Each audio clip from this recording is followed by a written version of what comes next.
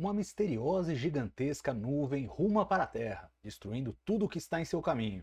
E só a Enterprise pode interceptá-la a tempo de evitar o pior. Em Jornada nas Estrelas, o filme, produção de 1979, que vamos revisitar agora. Bom, essa volta de Jornada nas Estrelas foi uma grande vitória para os fãs, né? 10 anos depois do cancelamento da série clássica, em 1969, a série volta como um filme de cinema, um filme de grande porte, de grande orçamento, um retorno realmente triunfal para a criação de Gene Roddenberry, que tinha sofrido tanto ali depois de 3 temporadas. É verdade que ao longo de todos os anos 70 houve muito burburinho sobre voltas de Star Trek, houve a série animada entre 73 e 74, que foi uma etapa importante para manter a memória da criação viva no público e aumentar a demanda por Star Trek até que finalmente a gente chega à produção do primeiro filme.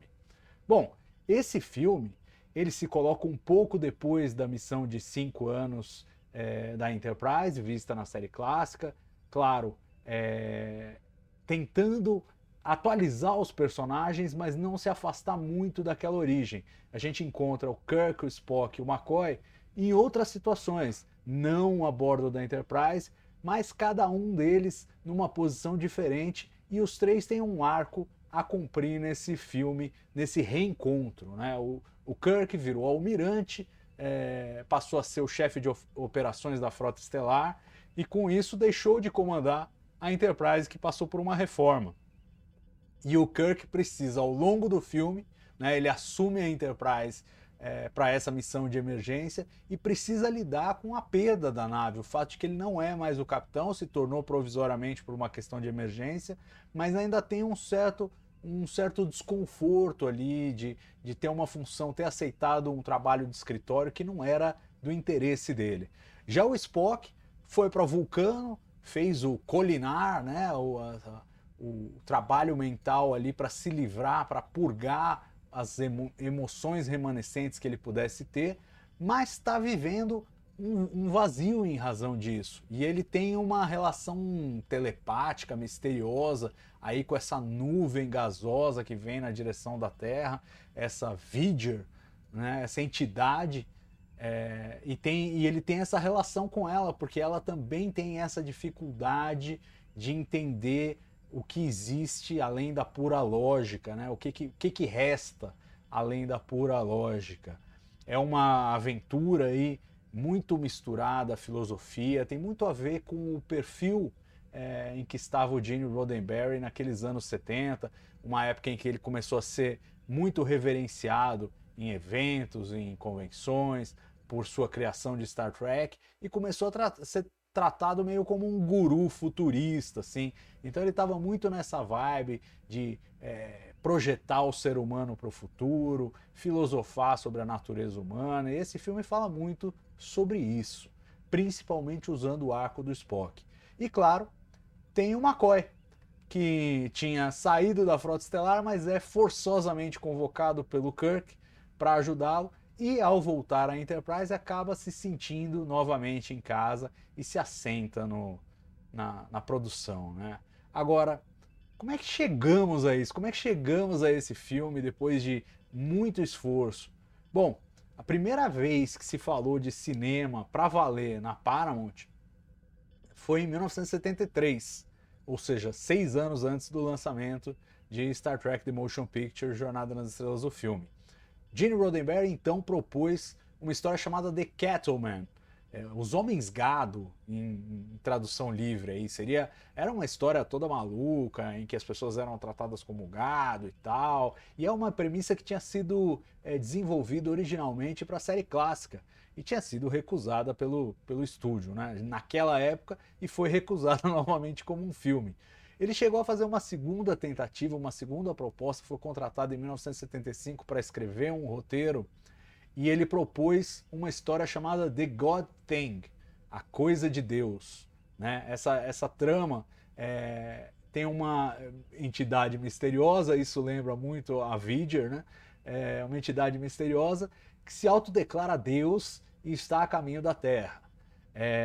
A sequência inicial de The God Thing, por sinal, é a dos 3 cruzadores Klingons sendo destruídos por essa entidade, né? Então isso acabou foi a única coisa que sobreviveu de The God Thing em Star Trek The Motion Picture. De resto, claro, a Paramount estava muito receosa de mexer com esse assunto de Deus, misturar religião com Star Trek, e preferiu segurar a onda. Como o tema foi muito controverso, a ideia morreu. E em 1976 surgiu um outro projeto chamado Planet of the Titans, Planeta dos Titãs. Era uma história não proposta pelo Roddenberry, mas que trouxe 2 roteiristas britânicos, Chris Bryant e Alan Scott, para desenvolver, e tinha a ver com uma história em que a Enterprise voltava no tempo e se tornava os titãs da lenda, que davam a chama do conhecimento para a humanidade. Enfim, tinha todo um arco temporal ali complexo, em que eles começavam estudando o tal do planeta dos titãs e descobriam no final que eles eram os próprios titãs, numa viagem no tempo, aí remetendo à mitologia grega e tudo mais. Chegou a ter um diretor contratado, Philip Kaufman, foi contratado para fazer esse filme, mas a ideia também não decolou. Depois de tantas tentativas, a Paramount falou, bom, acho que o negócio é fazer Star Trek na televisão mesmo, né? No cinema não funciona. E aí acabou, em 1977, propondo uma recriação da série clássica, o que eles chamaram de Star Trek 2 e depois virou Star Trek Phase 2, fase 2. Seria uma série de TV com a Enterprise, com a tripulação clássica, para lançar uma nova rede de televisão que a Paramount queria lançar. Havia até então 3 grandes redes de televisão, né? NBC, ABC e CBS, eram as 3 nos Estados Unidos. Eles queriam lançar uma 4ª e queriam usar Star Trek como carro-chefe. No entanto, esse era um projeto que dava uma certa trepidação, esse negócio de nova rede de televisão, tal. Eles não tinham convicção de que iam conseguir anunciantes suficientes, apoio suficiente para essa empreitada. Na última hora, deram para trás, amarelaram. Mas várias histórias e roteiros já estavam sendo desenvolvidos para essa série, né, a Phase 2, e uma dessas histórias foi escrita pelo Alan Dean Foster, um escritor que ficou conhecido na época porque ele adaptou para romance os episódios da série animada de Star Trek. Então ele já tinha uma certa familiaridade, era bem recebido pela equipe de produção, porque tinha tido esse trabalho bem sucedido na adaptação da série animada, e foi convidado para propor histórias, e ele desenvolveu uma história chamada In Thy Image, que é, em essência, The Motion Picture. É o que viraria o filme. Ela é baseada numa premissa chamada Robot's Return, que foi criada pelo próprio Gene Roddenberry, para uma outra série que ele propôs chamada Genesis 2, que acabou não indo para frente. Essa Genesis 2 mostrava a Terra num futuro pós-apocalíptico, em que a civilização precisaria se reconstruir, e essa Robot's Return era a ideia de uma sonda que a Terra teria mandado no passado para o espaço, que estaria retornando para buscar seus criadores agora nesse futuro pós-apocalíptico. O Dean Foster pegou esse material, que era basicamente uma sinopse muito rápida, né, e para essa outra série, e transformou em The Image essa premissa para Star Trek Phase 2. E aí o pessoal da Paramount falou, Michael Eisner, né, o chefão lá da Paramount, falou, opa, tá aí o filme que a gente procurava. Uma sonda misteriosa que volta para a Terra em busca do Criador e quer destruir o planeta, e pode destruir o planeta, destrói tudo pelo caminho. Esse é uma história de um escopo suficiente para a gente fazer um filme. E, claro, o estúdio estava com preocupações com relação à viabilidade da Phase 2 e da 4ª rede de televisão, e ao mesmo tempo estava vendo, desde maio de 77, o grande sucesso de um filme de ficção científica no cinema, Star Wars, né? Então, com tudo isso junto, falaram, opa, a gente tem aqui uma outra franquia de Star também, a gente pode lançar um filme e quem sabe vai dar mais certo do que uma série. E aí acabaram desistindo da Phase 2 e adaptaram ainda a Image pro cinema. Então o Gene Roddenberry passou a reescrever a história. Harold Livingston, que havia sido contratado para ser o produtor da Phase 2, passou a ser o roteirista e começou a trabalhar no roteiro propriamente dito. E uma coisa curiosa é que a série, essa nova série, ia contar com todos os personagens do elenco principal, menos um. O Spock estaria de fora. O Spock não seria incluído na Phase 2. Por quê?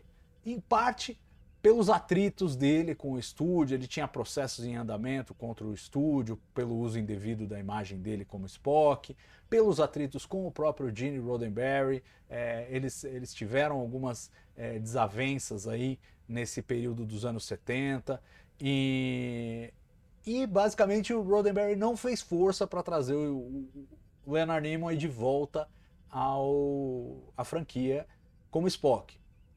Sinceramente, ele preferiu deixar de fora, criar um outro personagem vulcano chamado Zon para ser um oficial de ciência. Seria um personagem bem diferente, um personagem que, embora fosse 100% vulcano, ele teria ansiedade de se mostrar mais humano para se adaptar à tripulação da Enterprise. Então ele criou esse personagem, escalou um ator para interpretá-lo, David Gatrow, chegou a fechar contrato para viver o Zon.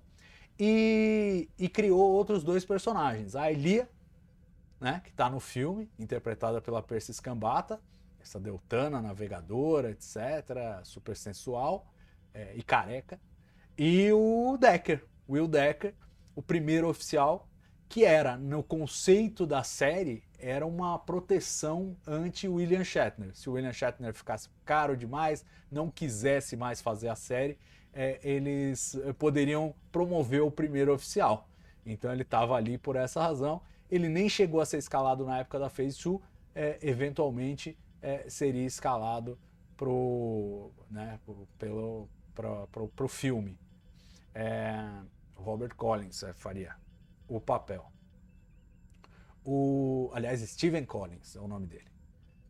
Com a conversão do projeto em filme de cinema, fim da Phase 2, isso no comecinho de 1978, o estúdio falou, bom, precisamos de um diretor de cinema para fazer esse filme na escala do cinema.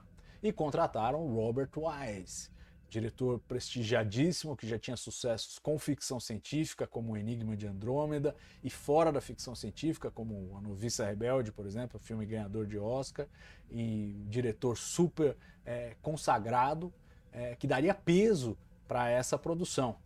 E o Robert Wise, aconselhado pela esposa dele, falou: você não pode fazer Star Trek sem o Spock. É uma loucura isso. Não dá. Ele é o personagem mais icônico e mais identificado e que tem mais fãs. Não dá para fazer. E aí o Wise falou: olha, vamos ter que trazer o Nimoy de qualquer jeito. Resultado: fizeram ali uma operação, costuraram o acordo com o Nimoy, resolveram o problema, resolveram a crise fecharam o litígio que ele tinha com a Paramount, pagaram lá o que queriam para ele, pagaram o salário dele e trouxeram o Nimoy pro filme. Bom, que filme! Esse filme começou como o roteiro de In the Image, que foi elevado ao piloto da série, um piloto para ter ali 1h30, e no final foi esticado para se tornar um filme. Passou a ser escrito pelo Harold Livingston, só que havia certas discrepâncias entre a história construída para a série e o que viria a ser o filme. Então, algumas diferenças, principalmente no terceiro ato, eram muito marcantes. A Enterprise, por exemplo, seria visitada por várias sondas diferentes da Voyager, entre as quais a versão da Elia, que na série teria um enlace romântico não com o Decker, como foi no filme, mas com Kirk.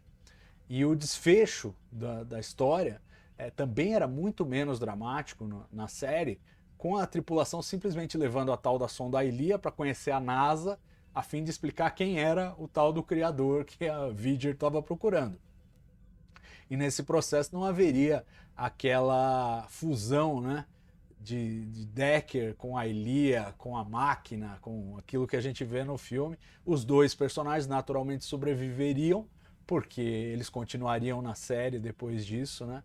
Então, quer dizer, deram uma repaginada, principalmente no terceiro ato, para tornar o filme muito mais dramático e, de fato, muito melhor do que ele é. Hoje, você pensar que essa história ia ser sem o Spock é meio assustador, porque tem todo esse paralelo, esse arco entre o Spock e Voyager, né? Essa trama muito bem resolvida entre os dois personagens, que é fundamental e que não estava no filme. Sem falar nesse desfecho aí, que levar a Ilia para visitar a NASA não me parece a forma mais dramática de solucionar essa grande aventura, né? Acabou sendo bem melhor da forma como eles fizeram para o filme. Agora, para chegar lá, foi um suadouro. Foi um suadouro porque havia muito conflito entre o Roddenberry e o Livingston. Um reescrevendo páginas do outro. E o Roddenberry querendo manter a sua primazia sobre a produção e o Livingston contratado para escrever o roteiro e os executivos lendo as versões do roteiro e optando muito mais pela versão do Livingston, que parecia mais viva, mais interessante, do que a do Roddenberry, que era muito falante, muito filosófica, muito cheia de nheco-nheco. E o Livingston chegou a se demitir algumas vezes durante a produção. Totalmente fatigado de ter que lidar com o Roddenberry, e o Roddenberry ia lá e reescrevia, mandava as páginas para o estúdio. Isso criou um ambiente de filmagem muito conturbado. Às vezes os atores não tinham o que filmar, às vezes as páginas com o roteiro, as páginas que eles tinham que filmar no dia chegavam no dia, às vezes chegavam na madrugada anterior. Então assim, foi muito, muito, muito caótico. E a produção foi andando devagarinho e com uma certa angústia, né? Sem muito tempo, porque o filme estava marcado para estrear em dezembro de 79 e não tinha como adiar, já estava com salas de cinema reservadas, tal. Eles tinham que terminar o filme de qualquer jeito. Então a produção foi bastante atribulada. No final o estúdio pediu pelo amor de Deus para o Livingston ficar, pagaram um caminhão de dinheiro para ele. E ele aguentou o Roddenberry. Roddenberry, no final, foi banido das filmagens. O Robert Wise controlou bem o estúdio para poder manter as filmagens nos trilhos e terminar essa produção. As filmagens da unidade principal, ou seja, das principais cenas do filme, com os atores principais, tirando aquelas que exigem mais tomadas de efeitos visuais, etc., elas se deram entre 7 de agosto de 78 e 26 de janeiro de 79. E foi esse caos aí que a gente falou. Com relação aos cenários da Enterprise, eles foram basicamente refeitos, né? De início para a série Phase 2 e depois adaptados para Star Trek The Motion Picture, com algumas sofisticações que na série não havia orçamento para pagar, mas para o filme deu para acrescentar, mas muito foi aproveitado. A engenharia mudou bastante da Phase 2 para o filme, mas e mesmo assim teve um aproveitamento razoável ali de equipamentos e projeto, mas a ponte ficou muito, muito parecida com o que seria mesmo na Phase 2. O Robert Wise fez essas modificações, também promoveu a modificação do modelo de filmagem. Eles tinham feito um modelo, né, uma maquete da Enterprise reprojetada pelo Matt Jeffries, né, para representar a reforma que ela passou e tal. Fizeram uma maquete para Phase 2, chegou-se à conclusão de que ela era pequena demais e pouco detalhada demais para a tela de cinema, e aí reprojetaram a Enterprise, trouxeram Andrew Probert, né, o designer aí que ficou famoso também, mais tarde ficaria famoso pela criação do DeLorean, máquina do tempo de Volta para o Futuro, né? DeLorean, o carro já existia, mas a adaptação para virar uma máquina do tempo lá no De Volta para o Futuro foi criada pelo Andrew Probert, ele que era fã da série clássica e veio para trabalhar especificamente com esse novo design da Enterprise, né? Então criou a versão da Enterprise que a gente vê no cinema, é dele, fizeram uma maquete maior para as filmagens e assim foi desenvolvido, né, o projeto. O Robert Wise também optou por mudar os uniformes. Aqueles uniformes cinza e azuis que a gente vê aí no filme, eles foram uma escolha do Wise, porque na série, na Phase 2, originalmente eles iam usar os uniformes similares aos da série clássica. Mas o diretor optou por outro caminho e a gente vê um visual bem diferente, também bem marcado hoje, a gente enxerga muito do estilo dos anos 70 ali presente naqueles uniformes, é, assim, superando, digamos, em termos de visibilidade, o que a gente viu na série clássica, que eram mais coloridos, esses são mais sóbrios, o cenário como um todo é mais sóbrio, é menos colorido do que o da série clássica. E aí, claro, filmaram, fizeram a filmagem toda, mas ainda teve drama depois das filmagens, porque os efeitos visuais foram outro forrobodó, talvez o maior do filme, a maior crise do filme. A Paramount havia contratado para fazer os efeitos visuais uma empresa chamada Robert Abel and Associates. Era uma boa empresa, mas que estava mais acostumada a fazer comerciais de TV. Era boa de efeitos visuais, mas tinha limitações de produção. E o que esse filme demandava, ainda mais depois da estreia de Star Wars, ele demandava realmente cenas muito grandiosas e magníficas para justificar todo o investimento e para elevar mesmo Star Trek a um outro patamar. Não teria como eles entregarem. E o fato foi que não entregaram. Começaram a fazer algumas filmagens com as maquetes, com os modelos, os resultados foram muito decepcionantes e o tempo era cada vez mais escasso, e aí o estúdio de última hora decidiu demitir essa turma toda e contratar os pais da matéria. Então trouxeram Douglas Trumbull, famoso por 2001, Uma Odisseia no Espaço, e o John Dykstra, que tinha trabalhado em Star Wars ali em 1977, o filme de 77. Trouxeram os dois e falaram, vocês têm que dar um jeito nisso aqui e entregar os efeitos. E de fato eles fizeram um excelente trabalho, a gente vê, o filme é marcante pelos efeitos visuais, mas foi um drama para terminar o filme, porque o Robert Wise teve que ir editando o filme ao mesmo tempo em que os efeitos visuais eram feitos e deixando espaços em branco para colocar os efeitos visuais, sem saber muito bem o que vinha, né? E aí, conforme eles iam chegando, eles iam encaixando no filme e assim iam formando. E o filme terminou dessa forma, foi assim que ele foi concluído, ali na 23ª badalada, quando estava para dar a meia-noite mesmo, que eles precisavam entregar. Para você ter uma ideia de como foi uma loucura,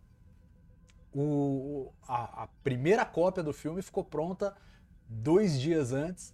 Um dia antes, o Robert Wise ele voa com essa cópia e dorme com ela debaixo da cama para apresentar na pré-estreia, que seria em Washington.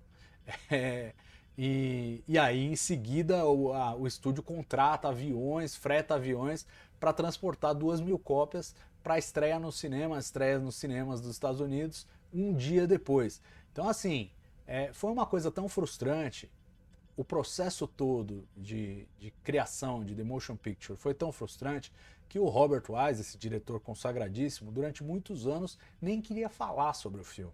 Porque tanto o processo de filmagem, com as questões de roteiro, como também a questão dos efeitos visuais e o fato de que ele não pôde dar acabamento ao filme mesmo, ele não conseguiu mexer no filme como ele queria, ajustar o ritmo. A gente vê que o filme na sua versão original ele tem problemas de ritmo, às vezes você fica tempo demais com efeitos visuais, tempo de menos com a história não anda no ritmo mais adequado. E claro que ele, como um diretor experiente, um montador experiente também, ele teria condições de fazer esse filme muito melhor, como de fato viria a fazer com a edição do diretor, né?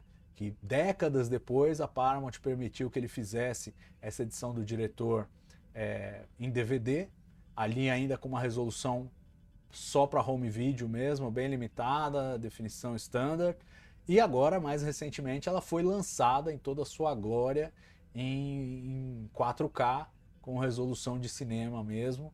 E finalmente a gente tem a versão definitiva desse filme, do jeito que o Robert Wise gostaria de ter feito. Aí sim, depois de fazer a montagem, né, isso foi em 2001, se não me engano, ele faz a versão do diretor, aí ele está mais disposto a falar sobre o filme, ele tem mais apreço por esse resultado e pela Paramount, que deixou ele voltar ao filme para terminar o que ele não tinha terminado.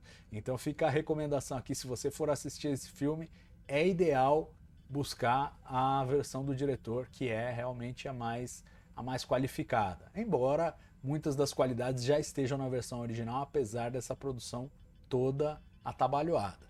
O lançamento em si foi beneficiado por uma grande campanha de marketing.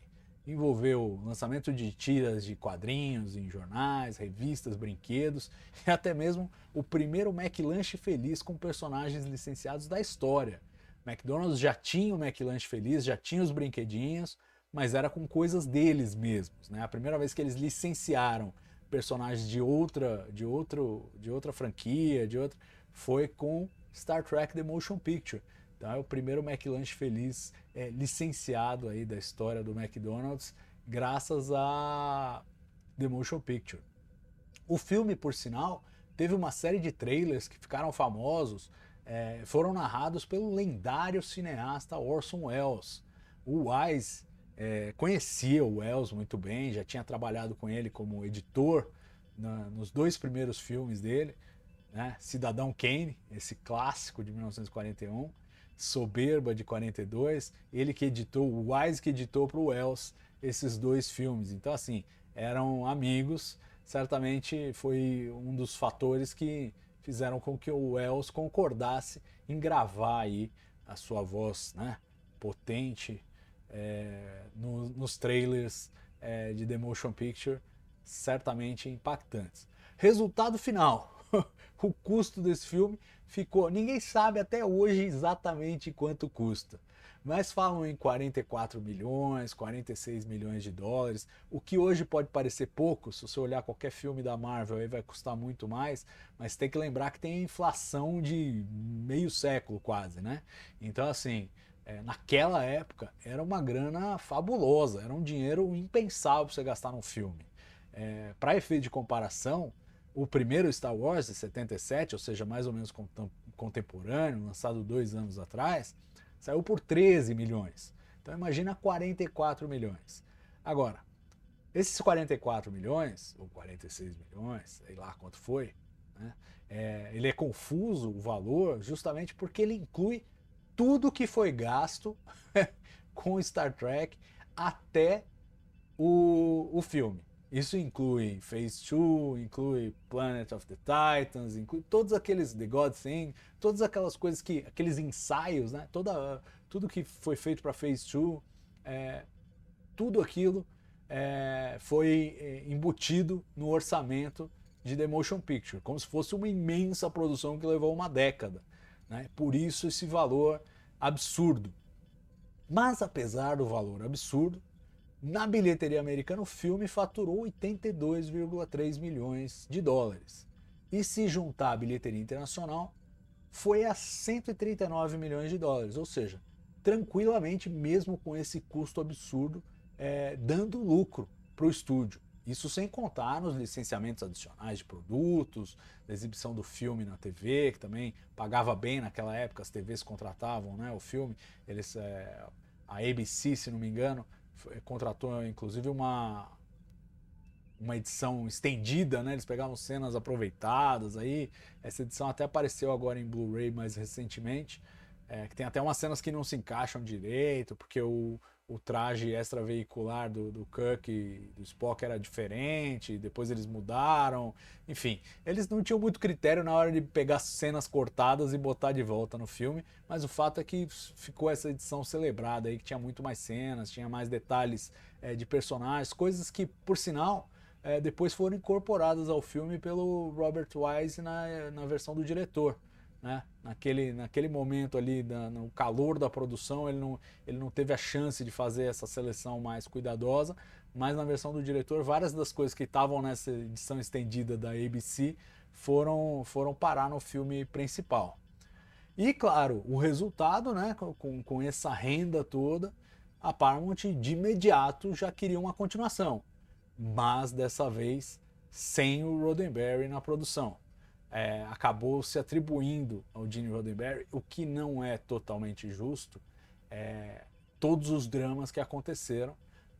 Afinal de contas, ele como produtor era responsável por contratar a equipe dos efeitos visuais, ele era o responsável por trabalhar o roteiro e manter a harmonia nas filmagens, e também era o responsável pelo orçamento, que acabou estourando em muito por esses gastos imprevistos, a necessidade de contratar o Douglas Trumbull e o John Dykstra, todos os problemas que a gente viu na produção desse filme, que tem a maravilhosa trilha de Jerry Goldsmith, meio que redefinindo a música de Star Trek e trazendo essa melodia que acabou se tornando depois a abertura de A Nova Geração, né? O tema de The Motion Picture vira a abertura de A Nova Geração, redefine aí a paleta musical, se é que se pode falar assim, o escopo musical de Star Trek. Jerry Goldsmith, que por sinal era a primeira pessoa que o Roddenberry queria para compor